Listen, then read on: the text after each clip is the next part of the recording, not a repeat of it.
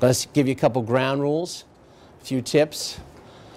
I said you have to believe in the organization, but you also have to know what the organization stands for. Surprisingly enough, people ask for money all the time and don't know how the money will be used. So they'll say, we're asking for money for the annex to the Child Education Center. And as you can see here on the plans, this is, and somebody says, why do you have 3 bathrooms on this side? I don't know. Not a good answer. I mean, when you are asking for money, whether you're asking for $5 or whether you're asking for $5 million, you have to know exactly what the money will be used for.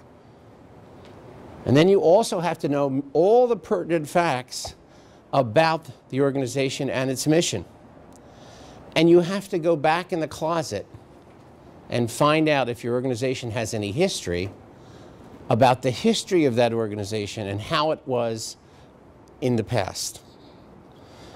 I went out to ask somebody for money for when I was working with the religious order, and this person was indicated as being a potential donor, and we had a very good relationship, it seemed, and we got to the point about the ask, and I made the ask, and they said, I think we could do that.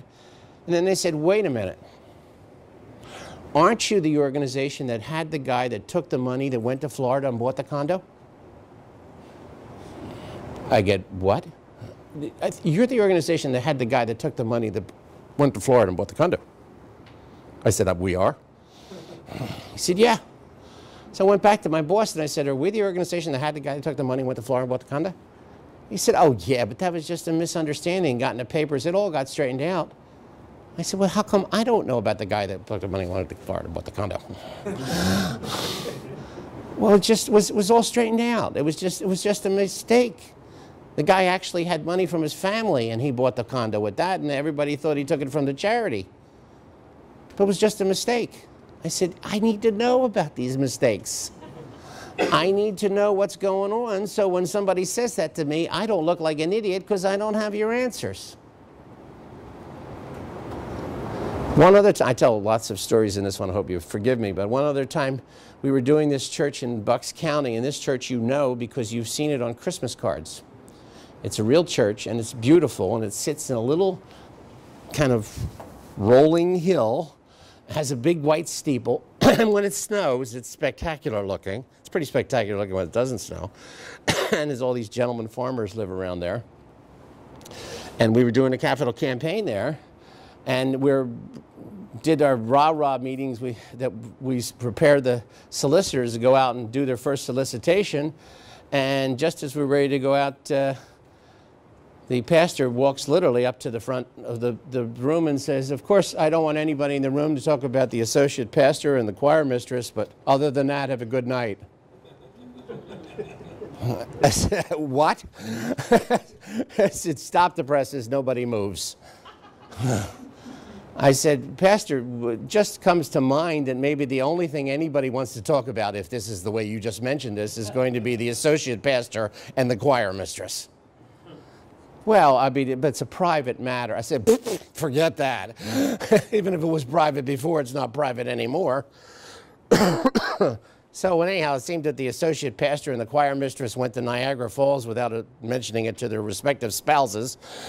And this kind of a scandal occurred. And I said to the pastor, not in front of everybody, but I said, maybe we should talk about forgiveness, and we're hoping they'll come back to us and pray for their reunite their families or something. Wouldn't that be more appropriate? Well, perhaps. I said, yeah, because I promise you it's going to be the first question out of everybody's mouth. And sure enough, every single solicitor that came back that night said, well, I had to go through 20 minutes talking about the associate pastor. But once we got that out of the way, then we did very well. So you got to know everything there is to know. You got to be prepared to answer every question. Nothing is off the table to a donor. Just because you may think something is private to your organization, that doesn't mean that they feel that way. Okay, you know what the money is for, but we're asking for undesignated funds a lot of times, so how does that work? Oh, that's actually the easiest. If you're asking for undesignated funds, typically, and this is something I'm jumping ahead, but I use it all the time, typically that's where you can use a photograph or you can use a personal story like we talked about yesterday to say, let me tell you what kind of use we're going to put this money to. You know, it's going to be used for a young man like such and so, then this young man we ran into, and this is how we treated this person, etc. Right. And we're going to do work just like that with your money. You know, but then the next question may be, what percentage of that money will do that work? Can you answer that? It's a good question, and it's one that people ask all the time. We've had a lot of charities, we found out that we're taking $1 in, and we're only using 30 or 40% of that dollar to actually do the work they said they were taking the money for, and the rest they were using for administrative costs and fundraising. That's not appropriate. That's not appropriate. I think the number is 17% is supposed to be the maximum, and the well-managed charity, it's 11% of the dollars raised goes into administration and fundraising. So that's a question that a sharp donor will often ask. What percentage of the money I give you will actually go to help the people you know, and obviously the best answer would be every penny, but that may not be the truth. The truth might be 90% of every dollar you give me, I promise, will go to the people we aid. And if you can answer that truthfully, people will be satisfied. So that's, you know, that's knowing everything there is to know. One of the other things that's really important is you must have given before you ask. What we've discovered over the years is that if you don't give before you ask, you will not have a successful campaign. Now, we mentioned this yesterday, that time is not money. You can't take 15 minutes to the 7-Eleven and get a hot dog. So just because you give more time than anybody else in your organization does not mean that that makes a difference when it comes to asking somebody else for financial support. Money is money. The interesting thing here is that you don't have to give the same amount as the people you're asking for funding. So there's a woman I know in Camden, her name is Rosa, and she is the most successful fundraiser for a school there. And she literally has raised, I'm sorry about the asthma thing, she literally has raised hundreds of thousands of dollars for that school in Camden, St. Joseph's. And Rosa is a teacher's aide and a single mother. And she has 3 kids, I think. Rosa never graduated 8th grade. And I am being charitable in saying that she's not the world's best dresser or the best spoken person I've ever met. She has a Spanish accent, and she gets a lot of money. Rosa goes out and asks for $50,000 gifts and gets them in a house dress. And it never stops her. It never stops her.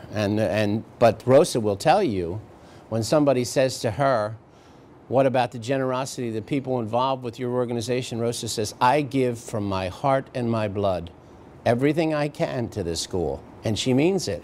And I bet you Rosa's gift is around $50. Because that's a lot of money to Rosa. A lot of money. A lot of money. She gets big money.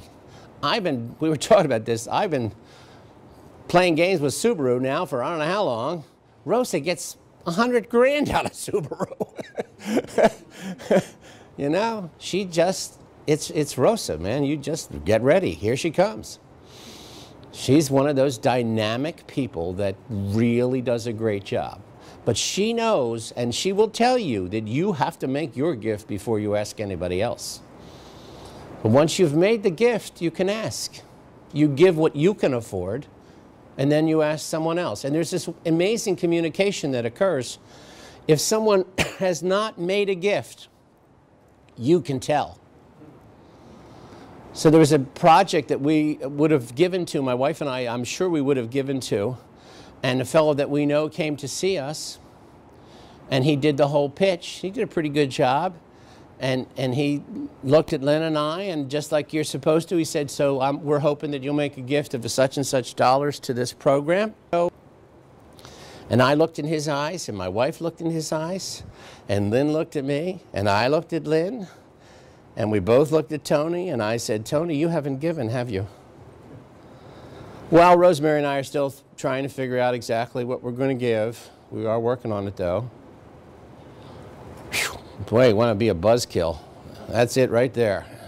And what did Lynn say? Well, maybe we should think about it, too. Don't you think? Yeah, oh, yeah, maybe we should. You just can tell. You really can tell. It's spooky, but you absolutely can tell. Your gift needs to be a sacrifice. If you can pull it out of your pocket, it's not a sacrifice. I don't care whether it's $5, I don't care whether it's $5 million. The fact of the matter is, when you make a real gift, it's a gift that requires you moving the bills around a little bit of fudging back and forth. That's a sacrificial gift. I don't judge your gift. If you say $25 is all I have, I believe you. But it has to be real, folks. Once you've made your gift, you can ask anybody else for anything else.